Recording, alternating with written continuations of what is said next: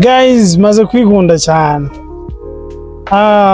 Abantu baba professionnel batangiye kubyaza umusaruro internet. YouTube nsigaye mbona abantu baba professional bya real estate, nsigaye mbona abantu baba professional b'abanyamakuru, nsigaye mbona n'aba professional b'abaganga. Sara abandi bantu ndi gushaka kwinvitinga baza online badufashe kuduha content z'ubwenge.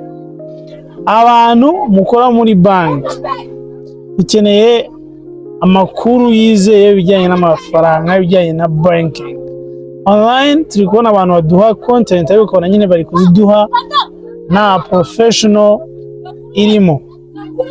Ikeneye abantu bari professional mu bintu by'amafaranga, especially abantu mukora muri bank, abantu mukora mu bintu bya taxes. Dukeneye ko muza mukadusobanura.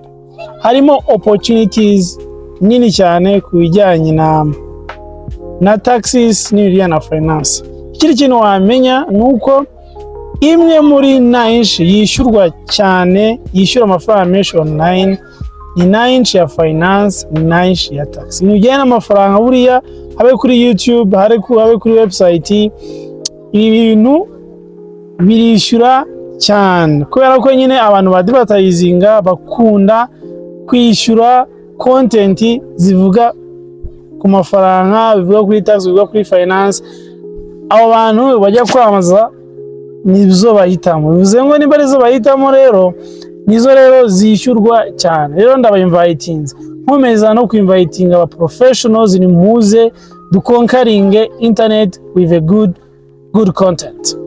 See you, Unity Sam, ndabakunda cyane.